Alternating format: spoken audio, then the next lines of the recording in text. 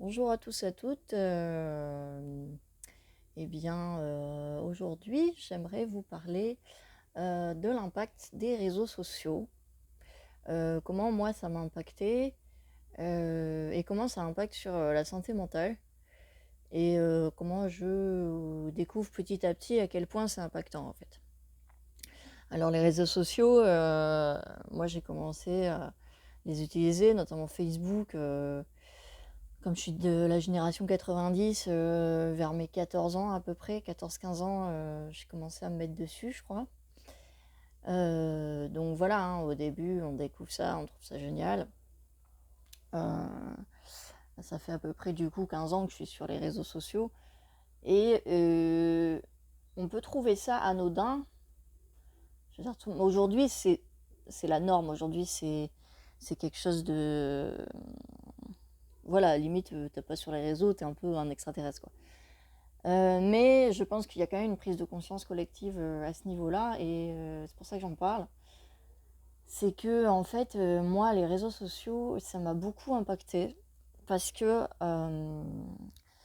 c'est complètement improductif dans le sens où, en fait, pour les personnes en fait, qui déjà de base sont fragiles. Je veux dire fragile, quand je dis fragile, c'est qui déjà ont un manque d'estime d'eux-mêmes, enfin voilà, c'est pas nouveau hein, ce que je dis, un manque d'estime d'eux-mêmes, une confiance en soi qui est assez basse, et en fait surtout qui se comparent constamment en fait, et qui regardent surtout les autres.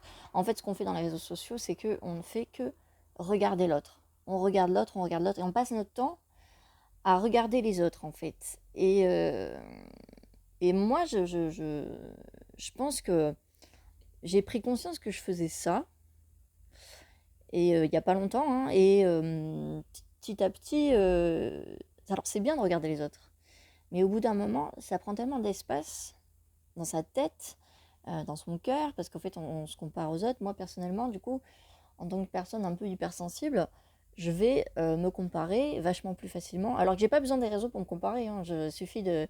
Je regarde quelqu'un dans la rue qui a l'air mieux que moi, je me compare. Et en fait, les réseaux, ça vient amplifier ça. Et, euh, et c'est un truc de fou comment ça va l'amplifier. Et personnellement, ça m'a un peu... J'ai pas une grande estime de moi-même, je pense, de base, mais ça a amplifié cette estime-là qui était très faible. Enfin, ça a diminué encore plus cette estime-là. Alors après, bien sûr, je peux accuser les réseaux sociaux, bien sûr euh, qu'il y a aussi moi, comment je gère mes capacités, enfin, comment je gère tout ça. Euh, mais voilà, les réseaux sociaux, c'est quand même un impact, c'est quand même très central, ça peut être très central dans une vie. C'est-à-dire que le matin, je me lève, je regarde Instagram, le soir avant de me coucher, la journée, si j'ai un moment de creux, je regarde ça, je défile. Et en fait, déjà, c'est déjà de base, donc déjà de un, c'est des tas d'informations qui nous arrivent dans la gueule.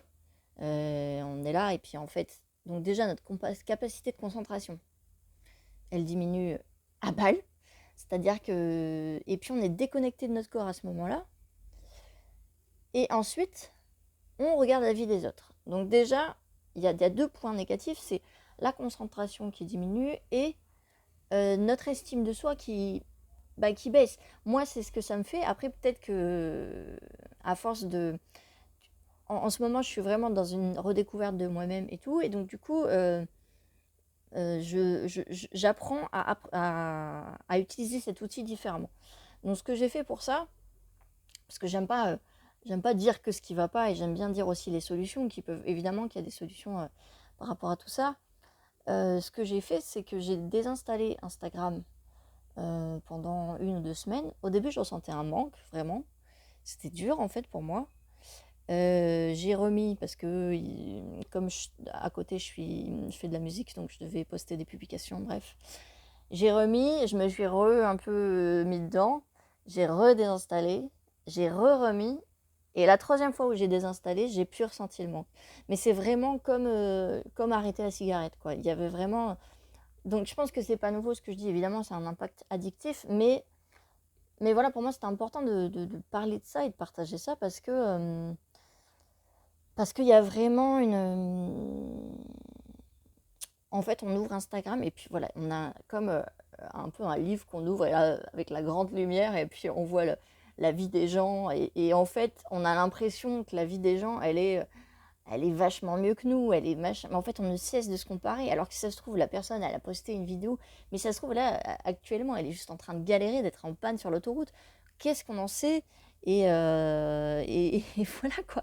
Et en fait, euh, et en fait, voilà, ça m'a complètement éloignée de moi-même. Alors de base, je pense qu'il y a plusieurs choses qui ont pu m'éloigner de moi-même. Et je pense que c'est de ma responsabilité aussi de voir ça et d'arrêter ça, en fait. Il peut y avoir aussi des relations qui nous éloignent de nous-mêmes, il peut y avoir des tas de choses. Mais voilà, je voulais aussi parler de ça parce que c'est un élément qui a été assez central dans ma vie sur le fait que ça m'éloigne de qui je suis vraiment. Et, euh, et voilà, vous laissez pas. Enfin, j'aime pas donner des leçons justement parce que sur tous les réseaux, on dit arrêtez de faire ci, faites ça. Donc en fait, mais juste, voilà, se recentrer, se dire, voilà, moi, qu'est-ce que je suis, qu'est-ce que j'ai envie de partager, qu'est-ce que. Moi, en fait, voilà. Et en fait, c'est pas égoïste hein, de se dire moi, quoi. C'est juste qu'en fait, on est tellement envahi par la vie des autres à travers ce portable, à travers ces réseaux, que s'oublier, c'est tellement plus facile.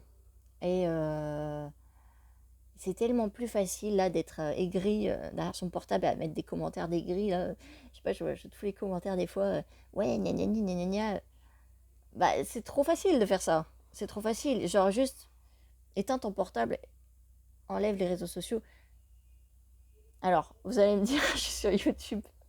Mais YouTube, pour moi, c'est un petit peu plus soft dans le sens où, je sais pas, déjà c'est des vidéos vachement plus longues. C'est un peu comme s'il y avait plein de mini-reportages. C'est moins réseaux sociaux. Et du coup, j'arrive un peu plus à. Et je me retrouve un peu plus aujourd'hui dans cet outil-là. Mais voilà, surtout, si à un moment donné, on se sent vraiment submergé en fait par tout, essayez ça. Essayez de supprimer les réseaux vraiment pendant une semaine, 2 semaines. Il y en a qui font ça, il y en a qui font des pauses. Ceux qui font jamais de pause, je les comprends pas. Je les comprends pas et voilà. Mais voilà, essayez voilà, de vous retrouver seul. Et après, vous venez vers moi, vous me dites alors qu'est-ce que ça vous a fait. Et voilà. Donc je me marre toute seule dans cette vidéo, ça me fait assez rire. Mais voilà, c'est pour dire à quel point c'est très con. Hein. Des fois, il suffit juste de pas grand-chose. Supprimez les réseaux sociaux et éloignez-vous des gens qui sont un peu comme les réseaux sociaux, c'est-à-dire qui ne font que renvoyer le miroir sur eux, genre regardez-moi, et vous avez tellement l'habitude de regarder les autres que bah, vous faites aussi ça avec la personne. Mais ça, c'est un autre sujet dont j'en parlerai peut-être dans une prochaine vidéo. Mais voilà, en tout cas, sur ce sujet-là, j'ai fait à peu près le tour de la question. J'espère que ça vous a parlé. Je sais pas si je dois regarder. Ouais, ici, si je regarde ici, c'est comme si vous regardez. Donc en fait, voilà, je suis un peu novice sur ce genre de format. Mais voilà, en fait, voilà, je me regarde moi, mais pas la caméra. Donc c'est encore un truc de. On se regarde pas soi-même, quoi. On se regarde encore derrière un écran, quoi. Non, il faut vraiment se regarder soi. Et moi, je te parle à toi. Voilà.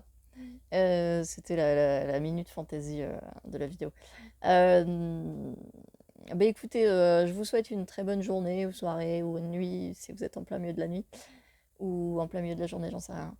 Mais voilà, je vous invite à réfléchir sur ce sujet-là et vraiment à agir dans votre vie, en fait, revenir au corps.